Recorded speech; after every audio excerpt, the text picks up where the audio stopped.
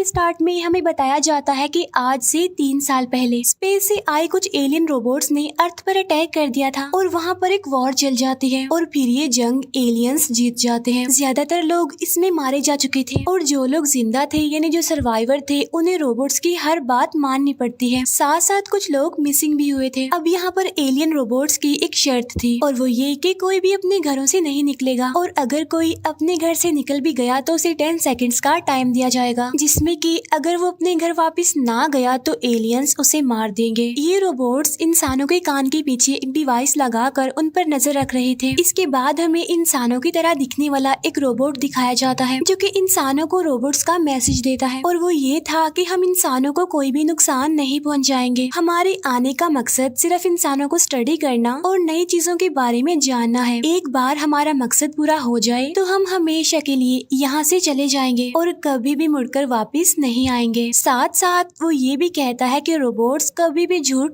नहीं बोलते। इसके बाद हम एक आदमी को देखते हैं जो कि हर टाइम नशे में ही रहता है। वो अपने घर से बाहर आकर रोबोट्स को बुरा भला कहने लगता है, उन्हें गालियां देता है क्योंकि रोबोट्स ने उसकी वाइफ को मार दिया था। तभी वहाँ एक रोबोट आकर उस आदमी को घर के अंदर जाने के लिए 10 सेकंड्स का टाइम देता है, लेकिन वो आदमी घर के अंदर जाने की बजाय रोबोट्स को और ज्यादा गालियां देने लगता है, जिस पर वो रोबोट उस आदमी को मार डालता है। तभी इस आदमी का बेटा रोते हुए वहाँ पर आता है। अब यहाँ पर रोबोट्स इस बच्चे को भी घर के अंदर जाने के लिए 10 सेकंड्स का टाइम देते हैं। ये सब कुछ वहाँ पर खड़ी एक लेडी और उसका बेटा शॉन भी देख रहे थे। वो दोनों चिल्लाकर उस बच्चे को घर के अंदर जाने का कहते हैं, लेकिन वो बच्चा उनकी बात नहीं मानता। और अब जैसे ही वो रोबोट्स उस बच्चे को मारने वाले होते हैं कि तभी स्माइट नाम का एक आदमी वहाँ पर आकर रोबोट्स को रोक देता है। असल में स्माइट रोबोट्स के लिए काम करता था, लेकिन इन रोबोट्स को उसने कैसे रोक लिया ये हम आगे जानेंगे। स्माइट उस बच्चे की जान बचा लेता है और वो उस लेडी को इस बच्चे का ख्याल रखने के लिए कहता है। इस पर वो लेडी स्माइट को थैंक्स कहती है। असल में स्माइट ने उस बच्चे को इसलिए भी बचाया था क्योंकि वो इस लेडी यानी शॉन की मदर को लाइक करता था और उसे इम्प्रेस करने के लिए उसने ऐसा किया। उसी घर में हम शॉन के 2 फ्रेंड्स को भी देखते हैं जो दोनों सिबलिंग्स थे। उनमें लड़के का नाम निक था। ये दोनों भी नीचे आकर उनके साथ बैठ जाते हैं। जब स्माइट और शॉन की मदर बातें कर रहे थे तो निक स्माइट के बारे में बुरा भला कहने लगता है, जिसकी वजह से स्माइट वहाँ से चला जाता है। शॉन जो कि काफी टाइम से अपने फादर को ढूंढने की कोशिश कर रहा था। असल में शॉन के फादर इंसानों और रोबोट्स की फाइट के दौरान ही मिसिंग हो गए थे और अपने फादर को ढूंढने के लिए शॉन बहुत सारी बॉल्स को काट कर उसमें अपने फादर के स्केच और इन्फॉर्मेशन को रखता है। ऐसा करने के बाद वो उन बॉल्स को काफी दूर दूर तक फेंकता है। उसमें शॉन ये भी राइट करता है कि अगर किसी को मेरे फादर के बारे में पता है तो वो मुझे रिप्लाई जरूर करे। इसके बाद टाइम ऐसे ही गुजरता रहता है और फिर हम देखते हैं कि शॉन, उसके फ्रेंड्स और वही बच्चा मिलकर प्ले स्टेशन को रिपेयर कर रहे होते हैं। तभी उनमें से शॉन के फ्रेंड निक को काफी जोर से इलेक्ट्रिक शॉक लगता है, जिसकी वजह से वो दूर जाकर गिरता है और जब निक की बहन उसे उठाती है तो वो देखती है कि निक के कान के पीछे जो डिवाइस लगी हुई है वो अब बंद हो गई है, यानी डीएक्टिवेट हो गई है। तब ये देखकर वो सारे काफी खुश होते हैं क्योंकि उन्हें पता चल चुका था कि उस डिवाइस को कैसे डीएक्टिवेट कर सकते हैं। इसके बाद वो सभी अपने डिवाइसेस को इलेक्ट्रिक शॉक देकर बंद कर देते हैं। फिर वो रोबोट से बचते हुए पास के ही एक म्यूजियम में चले जाते हैं। वहाँ पर उन्हें बहुत सारे चॉकलेट्स मिलती हैं जिन्हें खाकर वो काफी इंजॉय करते हैं। तभी उस बच्चे को वहाँ पर एक बॉल मिलती है और ये वही बॉल थी जिसको शॉन फेंका करता था।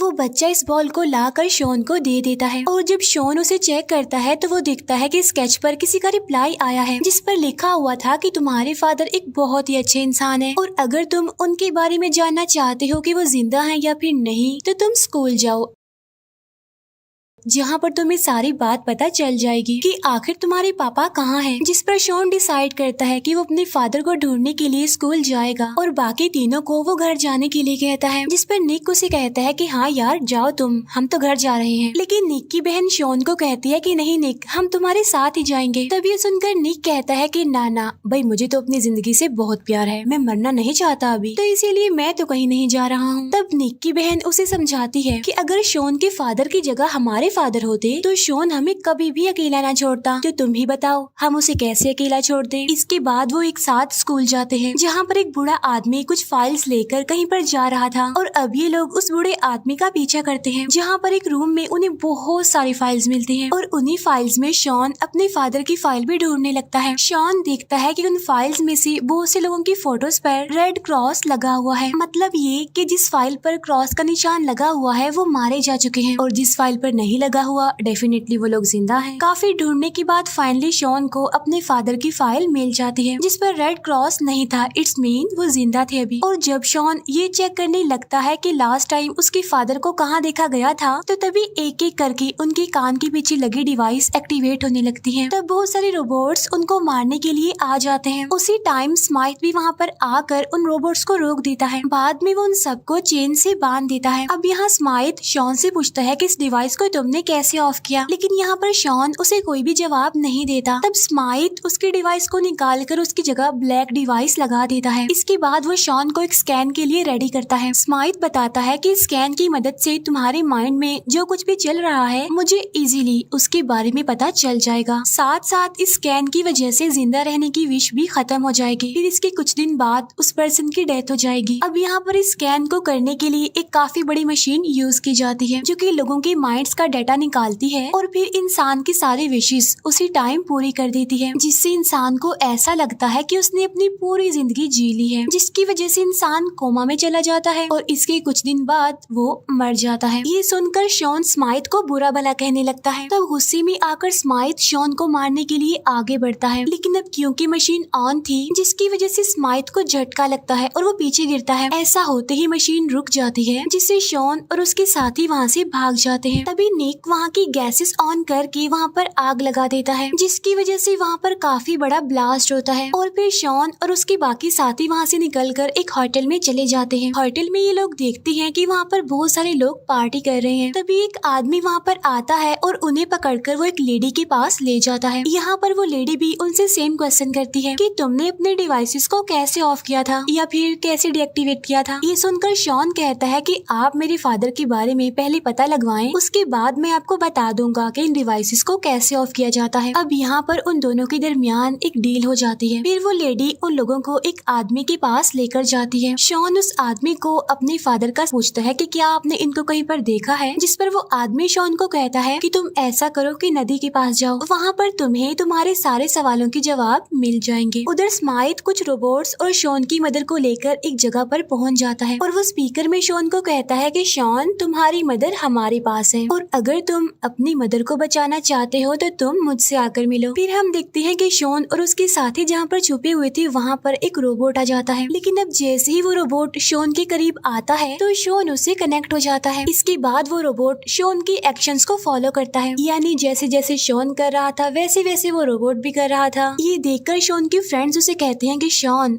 अब ये रोबोट तुम्हारे कंट्रोल में है, लेकिन सवाल ये है कि तुमने ऐसा कैसे किया।